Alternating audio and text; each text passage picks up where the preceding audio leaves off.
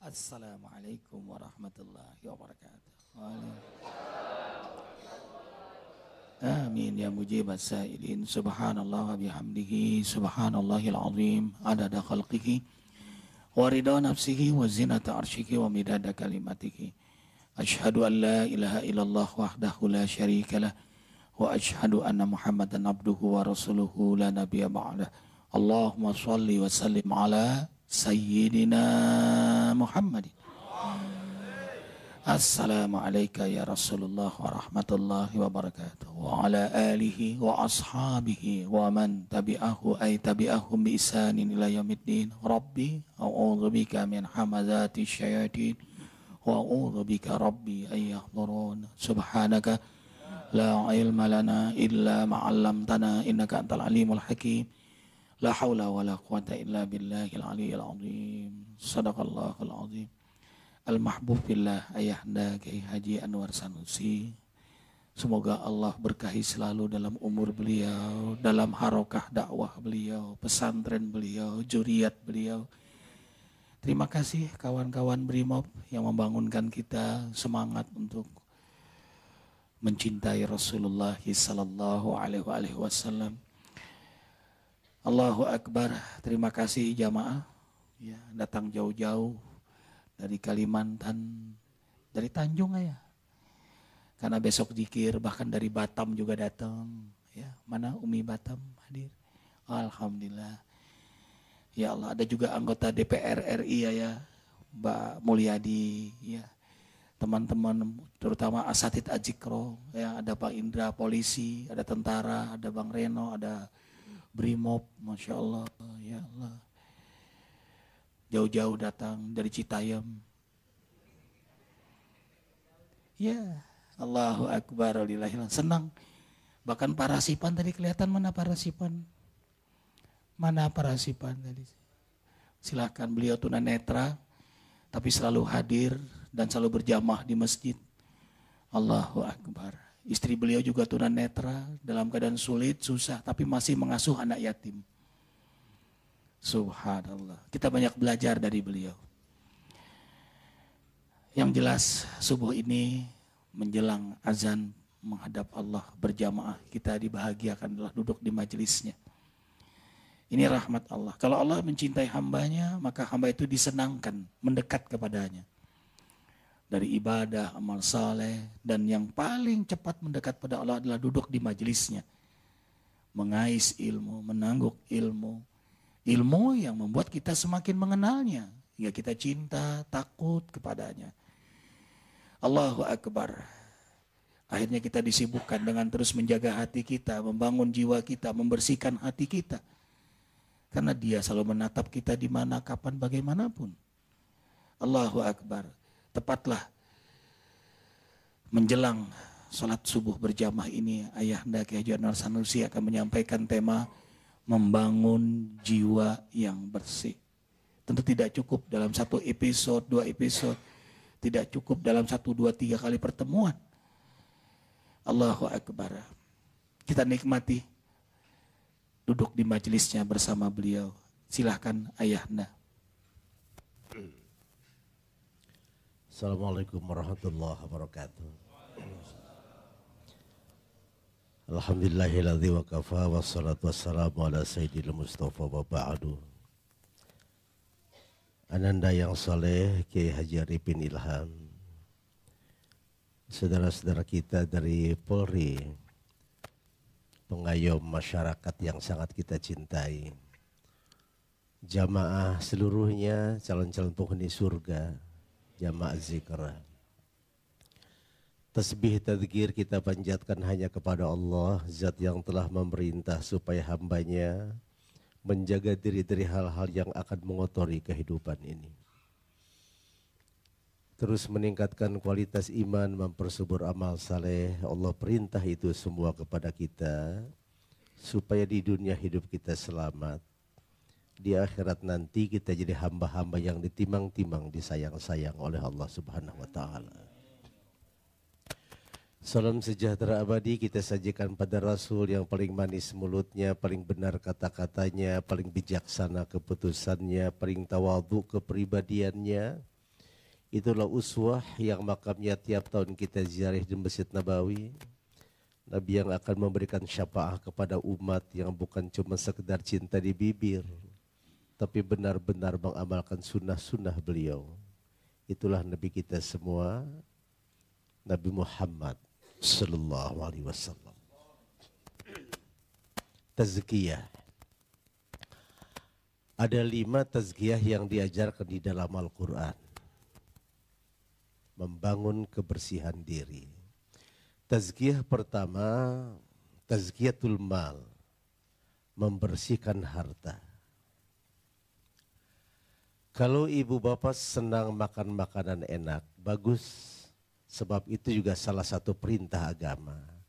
Cuma risikonya kalori tinggi, hidup bisa kolesterol. Kalau hidup sudah gemar memakan makanan enak, hukumannya 2. Pertama, harus kuat olahraga. Kalau tidak mau olahraga, tidak apa-apa. Harus mau masuk rumah sakit ke dokter. Bisa pilih salah satu. Sebab kalau makanan kalorinya tinggi akan kolesterol, gilirannya bisa stroke. Begitu juga harta kita. Dalam harta kita itu ada harta-harta mustahik yang 8. Kalau harta tidak kita keluarkan yang kotor tadi dalam bentuk zakat, sedekah, infak dan lain sebagainya yang 8 itu, harta kita bisa kolesterol dan pada gilirannya harta bisa stroke. Bapak-bapak jangan heran kalau ada pejabat tinggi, hartanya banyak, jadi miliuner, punya anak 4. 4-4-nya kena narkoba, stroke hartanya itu. Silakan dilanjutkan dulu. Ini nanti kita lanjutkan lagi nanti. Allahu Akbar. Ternyata ada juga harta bisa bikin stroke. Allahu Akbar. Mahal dapat ini. Mudah-mudahan pejabat mau dengar subuh ini ayah. Allahu Akbar walillahil hamd. Subhanallah walhamdulillah wala ilaha wallahu akbar.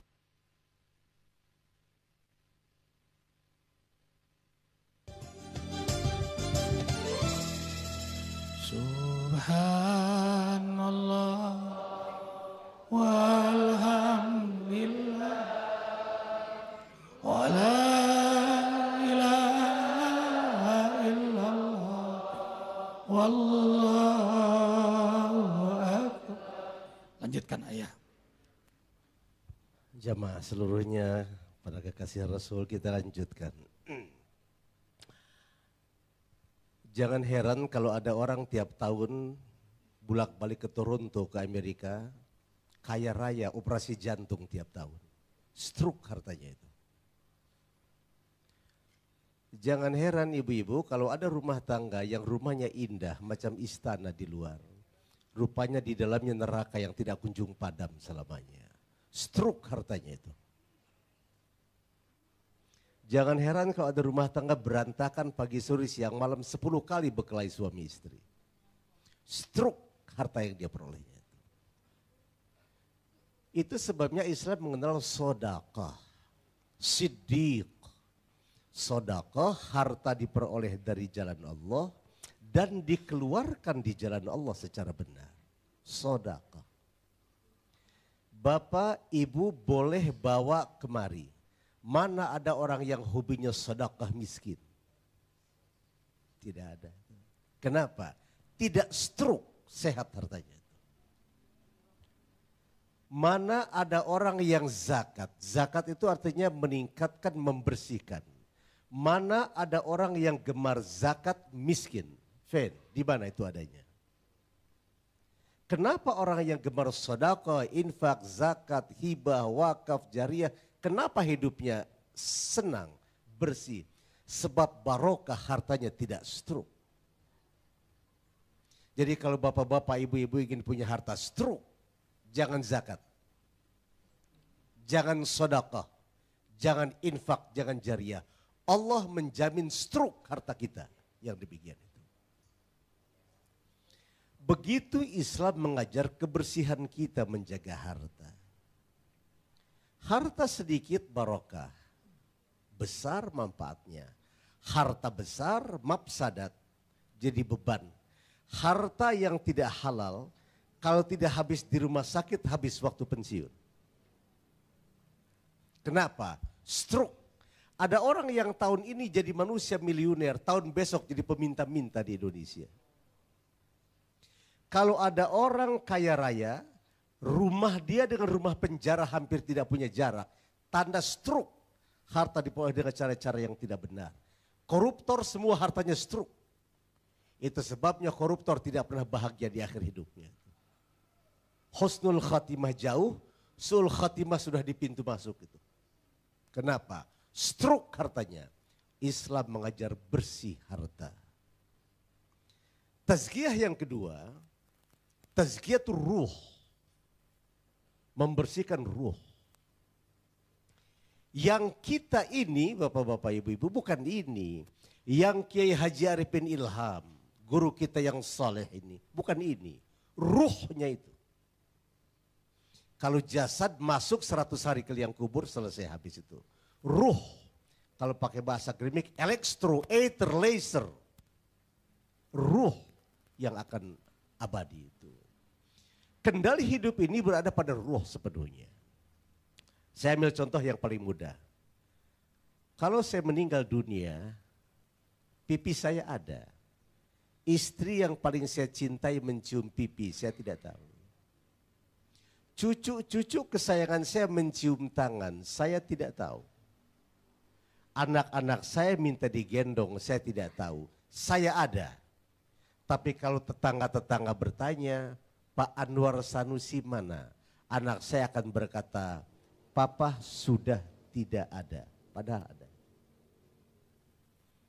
Jadi yang kita ini ruh, yang sedang ngaji ini ruh. Kalau ini benda kotor semua. Elektro. Boleh saya perdalam sedikit ngajinya. Kita di kampung kan sering dengar kalau pengajian gini, waktu Nabi Muhammad akan dimi'rajkan, Nabi Muhammad itu dibelah dulu dadanya, hatinya dicuci pakai air zam-zam. Itu cara ngaji kita di daerah. Ulama-ulama biasa kalau memberikan pelajaran sederhana bahasanya. Yang dimaksud gini, elektro itu ruh. Jibril ruh, bisa jalan per detik 300.000 kilometer kecepatan cahaya. Buruk ruh, per detik 300.000 kilometer kecepatan cahaya. Yang kita pertanyakan, Nabi Muhammad partikel-partikel manusia macam kita, kenapa tidak hancur jalan 300.000 kilometer per detik? Sebab Nabi Muhammad dijadikan elektro, ruh waktu itu. Jasadnya ruh, bi'abdihi, badan dan ruh, tapi jiwa Muhammad ini ruh seluruhnya. Jadi waktu Nabi Muhammad keliling alam ini, per detik 300.000 kilometer kecepatan cahaya. Nabi waktu Mi'raj ibu-ibu per detik, kalau keliling dunia per detik, bisa keliling 583 kali per detik. Gitu. Sebab elektro, kalau tubuh Nabi Muhammad yang biasa, jasadnya tidak akan sampai ke arash. Ruhnya yang sampai ke arash. Kiai Haji Arifin Ilham yang soleh pimpinan majlis zikir ini, ruhnya yang sampai ke surga nanti. Kalau tubuhnya tertinggal di alam kubur nanti. Itu sebabnya kubur yang dimaksud oleh para ulama barzah. Kalau pakai bahasa kerennya transit house, waiting room, tempat menunggu datangnya kiamat. Sekarang kalau kita meninggal, kiamat kira-kira kalau kita lihat matahari nanti pagi, sekitar 1.200.000 tahun lagi. Bapak lihat matahari, kuning kemerah-merahan begitu. Kalau Bapak belajar ilmu tentang anatomi perbintangan, itu kiamat mungkin 1.200.000 tahun lagi. Kalau Bapak jadi orang zalim, jadi orang kafir Bapak harus masuk neraka sebelum datang neraka sebenarnya 1.200.000 tahun lagi. Kalau Bapak orang saleh mendapat bahasa pesantrennya, Raudhatun min Riyadhil Jannah, dapat bahagian surga sambil nunggu kiamat 1.200.000 tahun lagi. Jadi hidup di dunia ini Bapak Ibu, sebentar betul. Kalau ulama-ulama berkata hidup kamu tuh merantau, itu betul. Sangat betul. Sangat betul.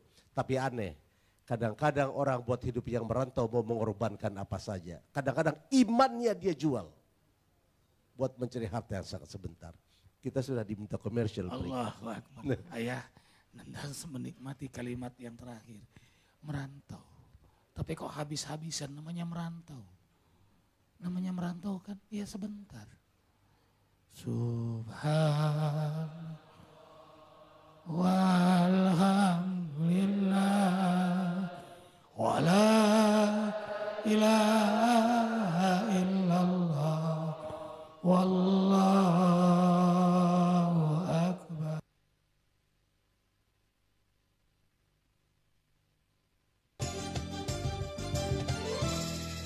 Subhanallah walhamdulillah wala ilaha illallah wallahu akbar. Subhanallah, kita kadang asik memperhatikan fisik kita ketimbang ruh kita. Hanya jasmani ini diperhatikan banget, vitaminnya, gizinya, makanannya. Bahkan kita olah supaya sehat. Dan itu memang sunnah juga. Karena Rasul tidak menyukai orang beriman yang perutnya lebih besar daripada dadanya. Jangan lihat-lihat, lihat sini saja. Lihat brimob, kempes-kempes perutnya itu.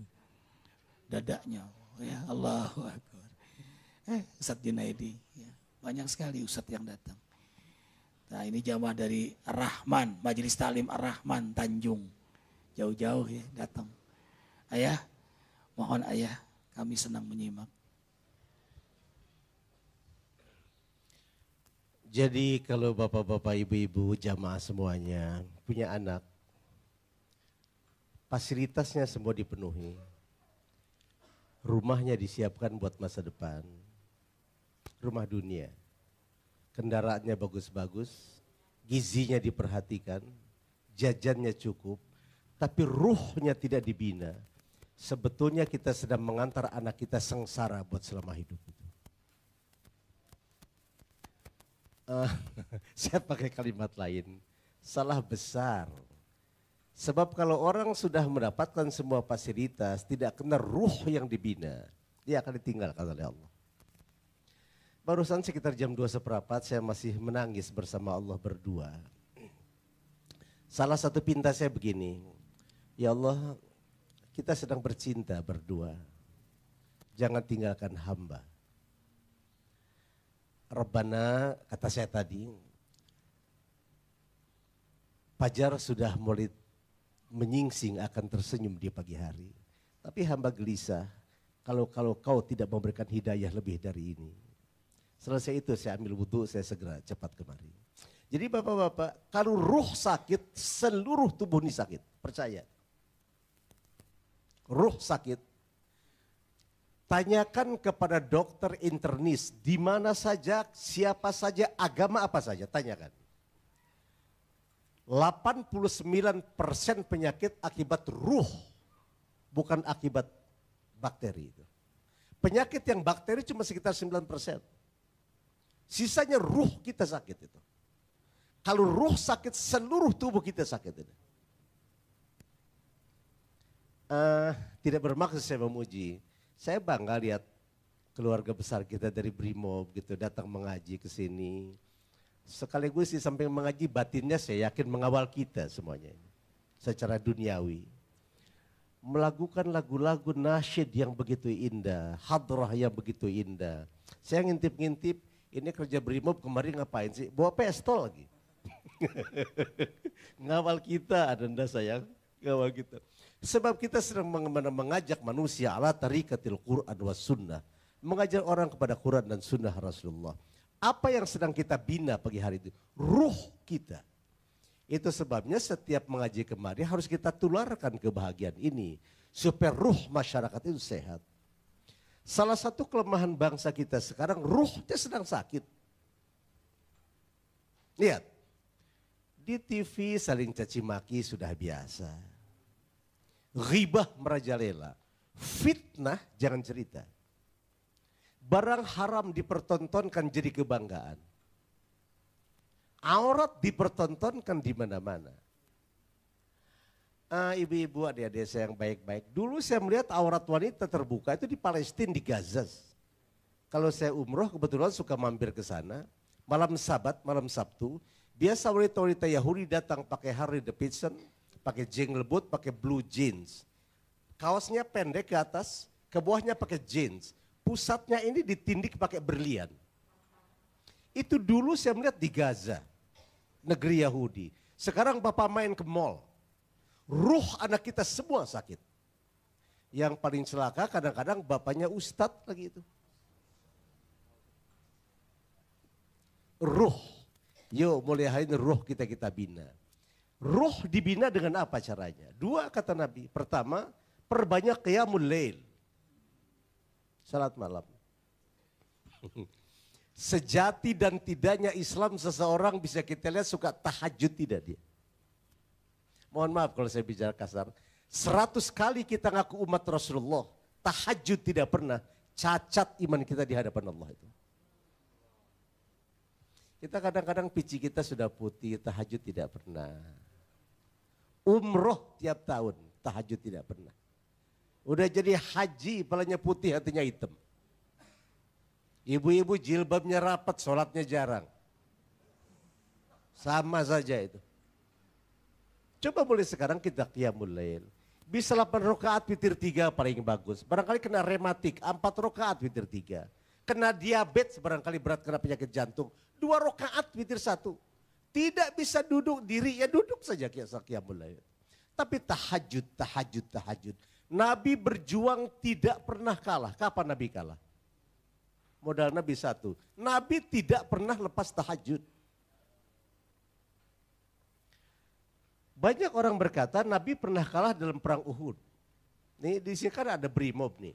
Adik-adik sayang dari Brimob, coba cari buku How to Win the War. Bagaimana memenangkan peperangan. Tergambar semua tuh.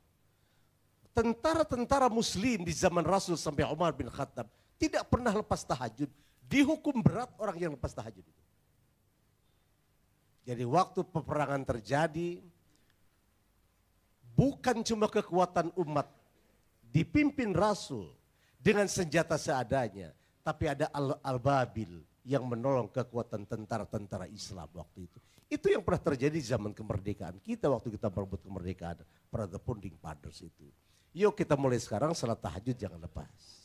Yang kedua kata Nabi, kalau ruh kamu bikin baik, masih banyak zikrullah hidup ini. Zikirnya kita sudah hafal semua kan, subhanallah, alhamdulillah, wa la ilaha illallah, Allahu akbar. Subhanallah itu tasbih, walhamdulillah tahmid, la ilaha illallah tahlil, Allahu akbar takbir. 40 sekali mendayung kita lalui itu. Tidak bisa salah satu saja, subhanallah saja, alhamdulillah saja, salah satu saja. Tidak bisa juga Allah gerak ke dalam hati. Kalau orang sudah berzikir tidak mungkin maksiat. Enggak ada orang maksiat sambil zikir. Mana ada orang korupsi di kantor sambil zikir? Subhanallah, alhamdulillah, mana ada itu. Jadi ahli zikir ini ahli surga semua. Kekasih-kekasih Allah dan Rasulnya. Sahabat-sahabat para malaikat yang sejati.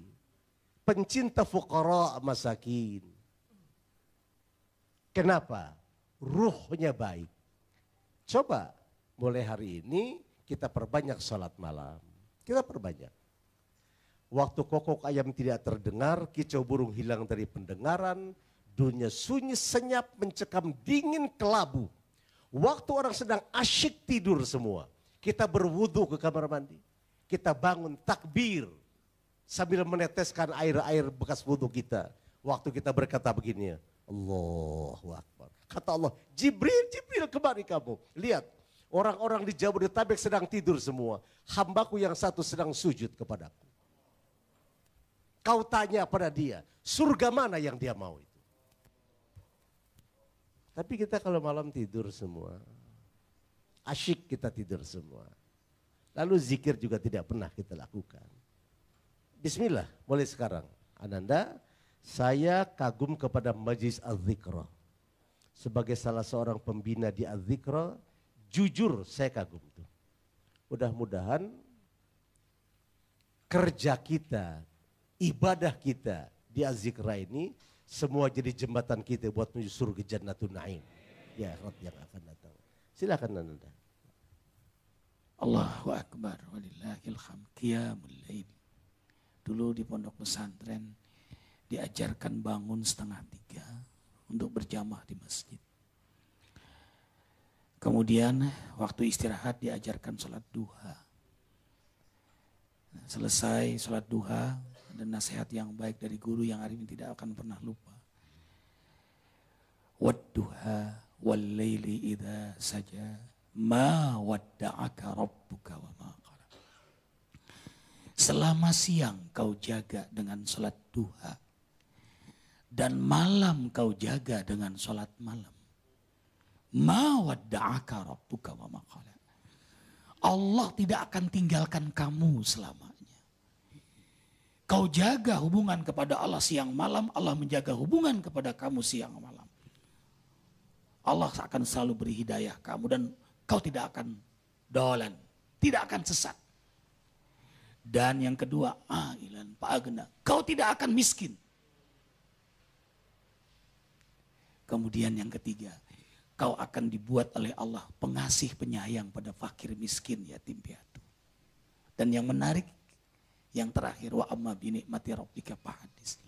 Yang di langit, yang di bumi membicarakan nikmat-nikmat Allah yang kau tebarkan di muka bumi. Karena qiyamul lailmu, karena keikhlasanmu. Imam Ghazali ketika ditanya oleh muridnya, wahai Imam, apakah aku termasuk hamba Allah yang ikhlas? Imam Ghazali balik tanya, hal kumtan nisfal lail? Apakah kau bangun salat malam? Subhanallah. Wajib kewajiban, sunnah bottom up. Kerelaan, kesadaran diri membangun hubungan kepada Allah. Karena itu Allah berikan perhatian spesial pada penikmat tahajud. Maqamam mahmud. Salat yang menjamin penegaknya dalam kedudukan mulia, salat malam.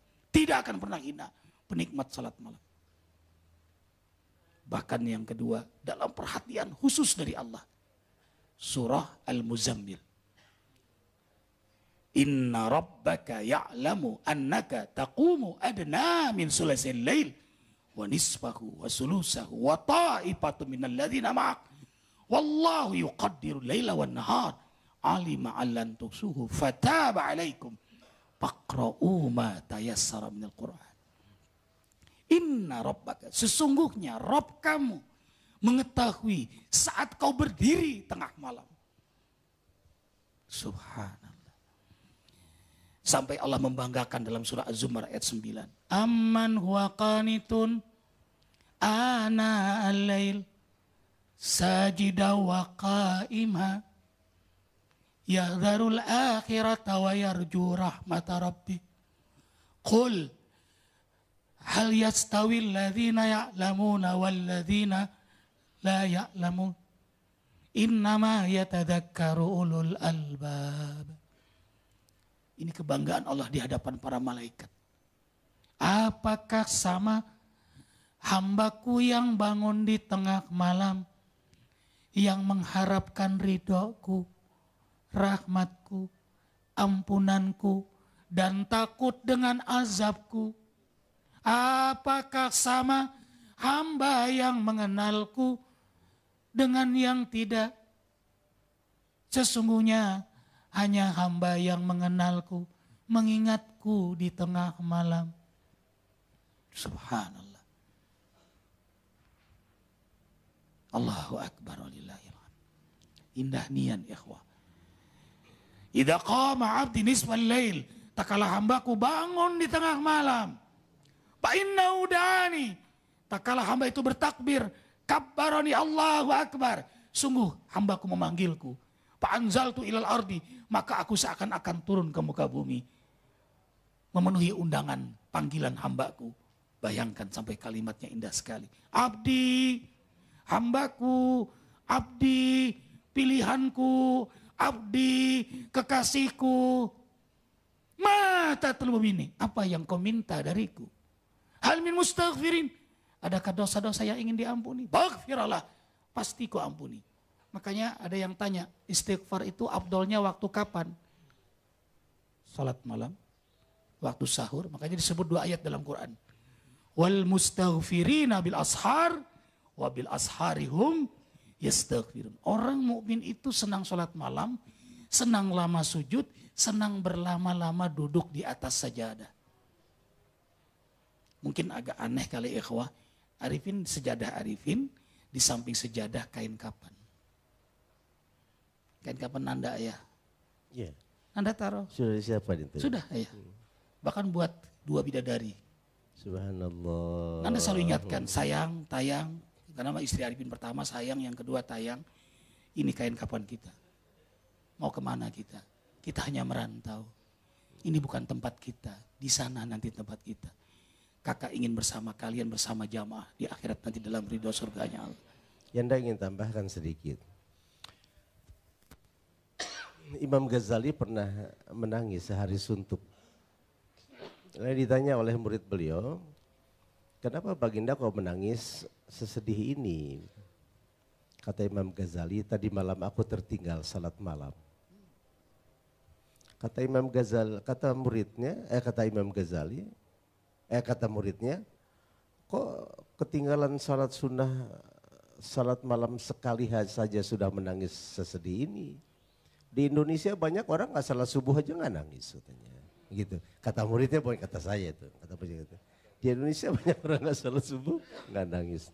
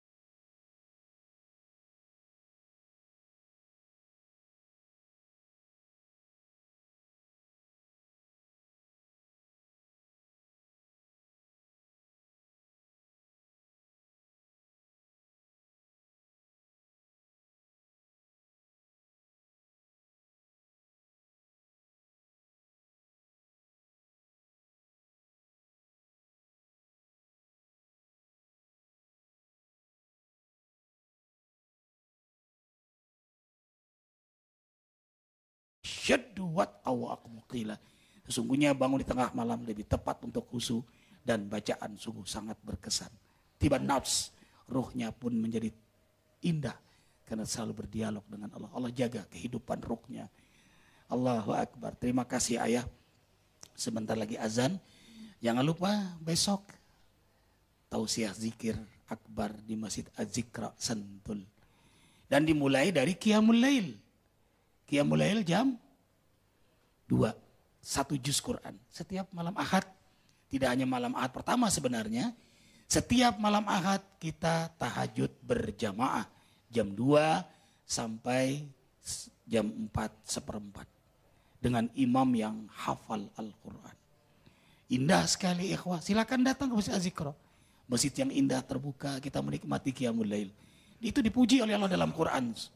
Wa ta'ifatum minal ladzina ma'ak. Sekelompok orang yang mengikuti Nabi SAW salat malam. Ya. Bahkan kelompok jin juga ikut berjamaah bersama Nabi. Wa annahu la maqama Abdullah yad'u kadu yakunu alaihi ibadah. Jadi jin-jin pun ikut menjadi makmum Rasulullah SAW. Berebut. Nah, tiba sudah panggilan Allah. Bicara tentang bulan, maka kita bisa lihat banyak ayat di dalam Al-Quran yang menceritakan tentang itu.